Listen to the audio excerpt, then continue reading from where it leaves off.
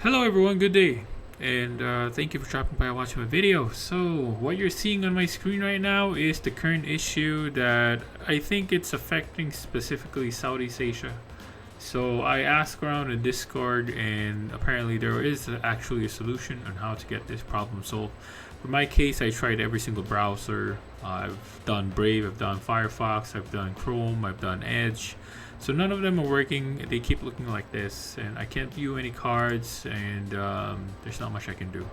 So they told us in that site is one option is to follow this instruction. So this site actually solves this issue for me. I hope that for those who are having problems can apply this as well, and it works right now. Once I follow this requirement, hopefully they can fix this moving forward, so I don't have to rely on an extension app just to get this working. So from the looks of it, this is causing the issue. So it's part of, I don't know what CDN AWS CloudFront is, but whatever that is, that's causing the problem, and this error is causing the issue. That's why we can't view anything. So the guide that they told us to do here is to disable the course checking. So they had you download this one. So this is a pretty safe site. So I already downloaded it, I already have it installed. So it's called Course Unblocked.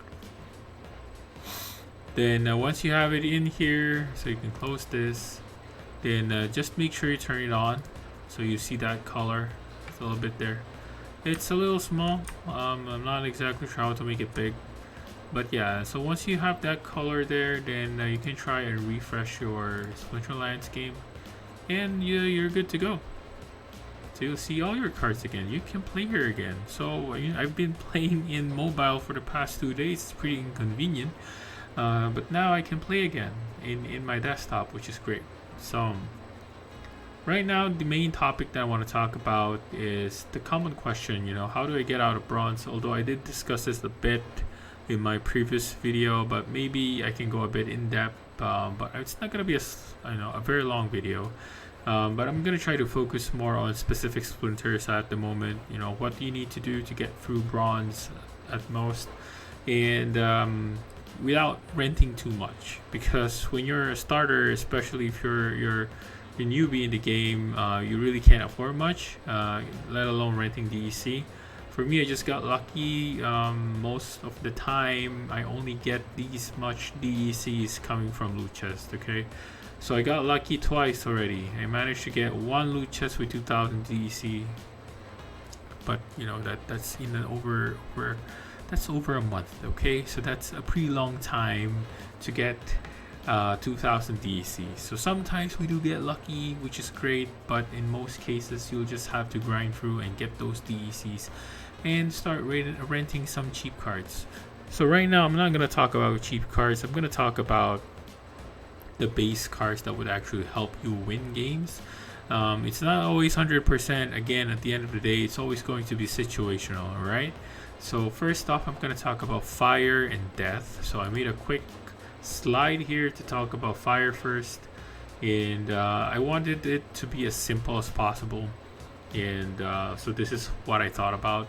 So for fire build, you always go for either Malric or Pyre, because those are the only two options that you have when you start the game, right? And these two are pretty strong. These are pretty good in their own respect, right? So Malric gives you additional melee, which is great if you're not getting countered by the Death Splinter. Or you can go for Pyre. Pyre actually is really awesome, because if you combine Pyre with Creeping Ooze, it's gonna be insane. You can wipe out the deck of your enemy, especially at low cost fights. This Serpentine Spike can actually hard carry you throughout the game. So the core build that I figured would be most useful for me, this is how I play my games when I play against when I'm using fire or when I'm using death, which I'll show later. These are pretty much the main cards I only revolve around. There are several other cards in the deck that you can use for free. Sure, I mean, you can use Giant Rock, you can use Goblin Fireballer. I do use this card sometimes depending on mana availability. Magma Troll is also pretty okay. There are a number of things here, like Serpentine Soldier, you can also use that. But for me, I always go to these set of cards because they're proven. They can do their jobs right as long as they're not hard countered. All right.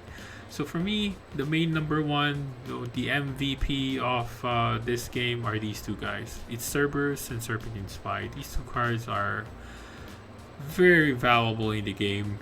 If you can manage to own these cards, if you can buy them, I recommend to buy them. They're not cheap, and I'm also looking into buying them in the long run because they're gonna be very useful cards.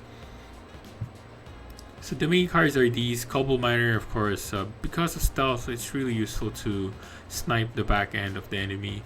Then Goblin Shaman is very good for decreasing the HP, which really helps out a lot for your Serpentine Spy and Cobble Miner to do their jobs, destroying the middle and the back end of your enemy team. Then Fire Beetle, pretty much the only purpose for this unit is to just tank the back because it has 4 HP. That's good enough when you're fighting a low mana fight. Alright, so 18 mana core build, this is where I go if I'm using fire. And you also have the option to switch to living lava if the mana supports it. If you let's say you're more comfortable using living mana, living lava. Why am I saying living mana? Living lava. If you're more comfortable using this guy, then you can probably switch this with Cerberus and take out maybe Cobble Miner. Up to you, whichever ones you're more comfortable removing. So up to you for that. But for me, I'll just stick to these guys. But sometimes living lava can be very good. So at 12 mana fights, living mana is pretty. I mean, living lava. Why do you say living mana? Alright, living lava is pretty good. Alright, so 12 mana fight, I normally would go something like this. If you're gonna go for a 12 mana fight, this guy would hard carry you on a 12 mana fight. Alright, depending on the type of enemy you're facing. Okay, so in some cases, this type of build would hard carry you mainly because of the damage reduction that it has. And imagine like you're fighting this team, right? And let's say your enemy went for a Cerberus and Serpentine Spy. Then he went Pyre. Let's say he's gonna try to attack you first. Definitely he'll kill your backline. But this guy can destroy Cerberus in 2 fights, right? Because he doesn't have any way to reduce the damage that living lava has. It's like imagine like you go Marik, living lava, and Cobble Miner. Cerberus would just melt. Just 2 hits, 2 turns, Cerberus dead. Serpentine Spy would not have enough time to kill this. Then he will die in the end as well. So that's why it's also a pretty good build. If you fight against Death, it's the same story, but I think there's a better chance. Death has a better chance of winning against this build because of the damage reduction that they have. So yeah, so for this build, this is what I would say you'd go for. Then if the mana requires lesser amount, like go 15 mana, you can start removing certain characters here. Like if it's 15 mana, just take out this guy, then go with the core build. The core build is always very good. So that's how I would do it. Then optional card is a Creeping Ooze. Of course, this card you have to rent. The Creeping Ooze is really strong in terms of utility, especially at low mana fights. If you have the space for it, use it. If you have it, go for it. If not, then it's fine. You can just stick with this group, and you don't always have to use the full mana. The full mana requirement for each fight. But if you don't have really any other units left, then yeah, just leave it blank. Just pick a unit and pick what fits. All right, and the number one you need to avoid is Mylor. Mylor is just really broken in early games. It's just really hard to counter because he pretty much destroys the entire build for the core, for the fire. So if I see a Mylor and I'm going against and this is the only set I have in option, of course I'm gonna try to adjust as much as I could, but definitely good chance I'll just lose against Mylor. So I just really hate fighting against Mylor because it's too strong for bronze. They should I don't know, is it nerfable? Maybe yeah, they could just decrease the number of damage that Torrens does. Instead of 2, just go for 1, right, or something like that. Anyways, that's for fire. So let's go to Death. So Death also has a core build. So I only use Zintar 99% of the time, since this is the free set, right? So the free set, the number one best tank that you'll ever have would be Haunted Spirit. Nothing can top it. I think it's the best one in most tanks available in terms of cost and HP and the ability to heal itself. And it's free, you know, you can use it at bronze, no problem. So best one there. Skeleton Assassin and Undead Badger are pretty great because they do their jobs to do. These two will try to take out the back end as much as they can. Now the reason why I had the Fire Beetle at the back here, because if you're gonna fight against Centaur, this will hold the line a bit. This will allow you to allow these two to do their jobs to take out whatever Zinter has at the back. So they would have the same type of unit. So Zinter has Undead Priest, then Fire has Goblin Shaman. So the idea is the same, right? You decrease the HP of your enemy and try to melt them down as soon as you can. And Death would probably tend to lose against this build, especially if they're using Pyre. Pyre will just speed everything up, and this Serpentine Spy would probably just snipe one of them in the middle and take them out, and yeah, you can probably just lose from there. So it really depends case to case, depending on the order of attacks that happens in the game. But this main core build is probably something that I would normally go to. I mean, I'm used to using these set every time I have these low mana fights. So if the lower the mana goes, of course you need to decide. Twisted Jester, the lower your mana goes for Twisted Jester, I think this loses out the value, because the problem is Twisted Jester doesn't have the ability to attack at the front, right? So if your tank fails, Twisted Jester dies. And that has happened to me a number of times for low mana fights. I think it's mostly common for 12 mana. If it's 12 mana, you can actually put this guy and this guy too together. And you can win games with these two guys. But if you're fighting against an enemy who has melee sets, the Twisted Jester tends to attack, you know, not tends to attack, but it will just attack the front line. It's not going to attack the back line because of the snipe that they have, right? So it's only going to focus on snipe if there are enemies that are either ranged or like an Undead Priest who doesn't have an attack. But normally low mana fights, you would see enemies build up like mostly melee groups like this one. You would just see them build this. The Badger, Skeleton, and Haunted Spirit, then yeah. And so Twisted Jester would tend to ignore that. He'll just go for the tank. And these guys will do their job. Try to take out Twisted Jester. Jester's dead. Then the tank will be left, and pretty much a win game there. So again, at the end of the day, it's not going to be the strongest build, I'd say. But for me, this is my go-to build. So from 19 mana and below tendency is I'll use most of these cards that are available. So the lower the mana goes, I've said I'll prioritize using these three guys. Then if mana permits, I'll go for Undead Priest. Then if mana permits, I'll go to Twisted Jester. That's how I do it in most cases, but of course not all the time. Then there are also optional units, as I've mentioned. So you can use Death Elemental, which is great. It's also snipe unit. You can combo it with Twisted Jester. They can take out one unit in the middle and just combo and kill them off. That would be a great option. I've lost a number of times with these two combos when I fought against these sets. Cursed Slime Ball is also an option if you have extra mana. It's just a meat shield in case you don't have Creeping Ooze. But if you have Creeping Ooze, of course, go for Creeping Ooze. Again, same problem. Your number one enemy is Mylor. You have to avoid it because Badger and Assassin will just get one shot. And that's a done deal. You lose the game pretty much. So just try to avoid Mylor if you can. But if not, then this build will not work against Mylor. You have to figure out another way to fight against Mylor. Now, situational Ulster actually I really like because he really hard counters water builds and anything related to magic. Of course, it's not guaranteed win, but pretty much he'll take out a lot of units. Giving your units all magic reflect, it's gonna be, hell for your enemy. And the Bone Golem, again, it's also situational.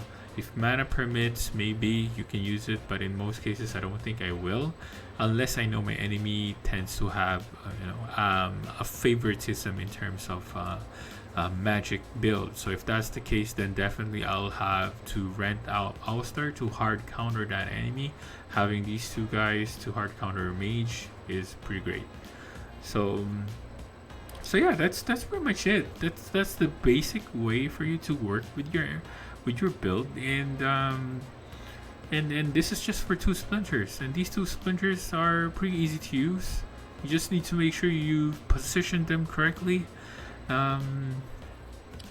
Position is key at the end of the day. If you mistakenly put, like, let's say this guy at the back end, you're gonna lose because this guy is just gonna melt, right? So you need to make sure to put the jester at the back, or you can put the undead priest at the back.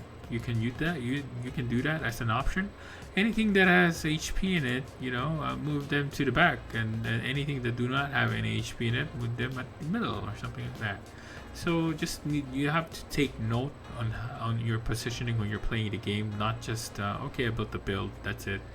You have to really think about what are the possible options that your enemy is gonna do, and sometimes looking into the history, the match history of your enemy really helps you out and identify, okay, what am I going to use? Am I going to use this build? Am I going to use this positioning? Sometimes you have to put this one here at the back, or you put this guy at the back. You have to put those things into consideration. And since the build for death and fire are pretty much universal in most cases, it's not that hard to predict. Like, where are they gonna go? Well, where are they gonna be positioned? You pretty much know that, okay, you can do this, you can do that. Sometimes, if again mana permits, I would put Cerberus at the back instead of, let's say, this guy. I'll take this out. I'll put another tank here. Maybe that could work if mana permits again. Cerberus makes a good back end defender because of the heal. So that's an option as well. So yeah. So that's my take for the 2 builds, for the 2 splinters. Well, they're not exactly my favorite splinters. My favorite currently is water and live, but live is really, really difficult to use at bronze because they don't have much options against low mana fights. The only time I use live if life is if the fight has, like, say, 30 mana and up, I'll definitely use life if that's an option. But again, hopefully this small guide helps you out.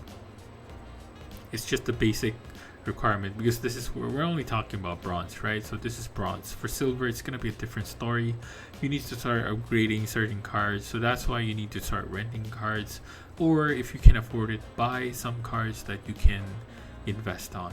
So if you're really deep diving into the game, those are the things that I'd say would be the best approach. But for us semi free to play players, I'll probably just rent some cards. Some of them are not really expensive, so you have to also try to snipe certain cards that you want to try to play.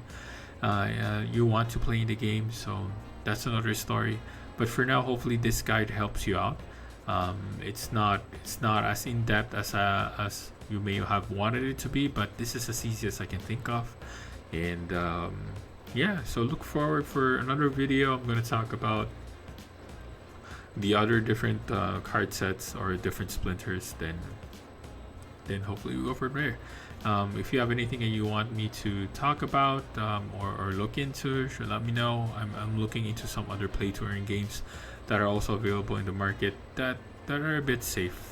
There are a lot of scams out there, so I want to be careful too. But yeah, in any case, if you enjoyed the video, leave a like and subscribe, and hope to see you again in the next video. See you guys.